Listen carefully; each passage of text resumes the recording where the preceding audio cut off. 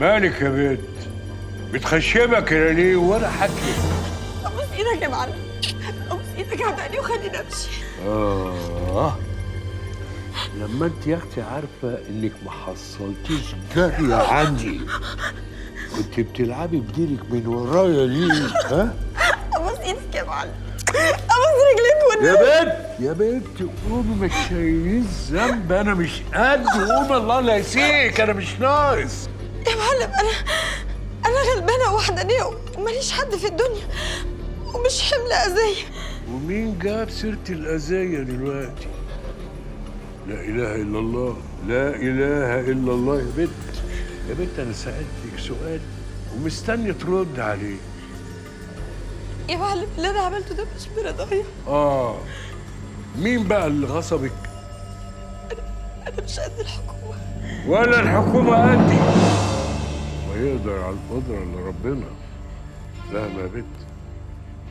يا بنت ما تخافيش، ما تخافيش. انا لو عاوز اتويك كنت عملتها من غير ما حد يحس بيها، ولا كان في مخلوق هيعرف لك طريق جر.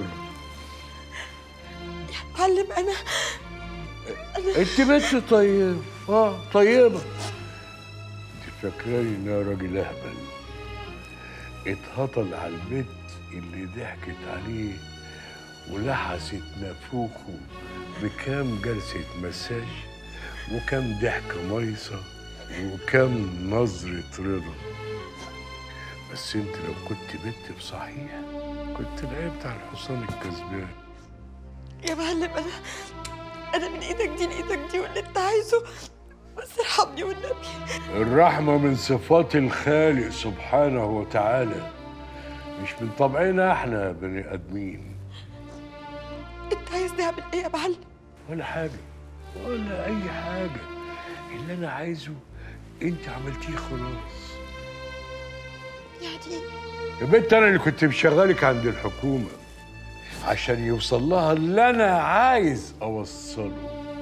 بصراحه انت قمت بالواجب صح الصح، عشان كده انت تستاهلي مكافأة نهاية الخدمة. مكافأة؟ عشان تعرفي ان انا احسن من الحكومة بتاعتك. يبقى هتموتني يا معلم.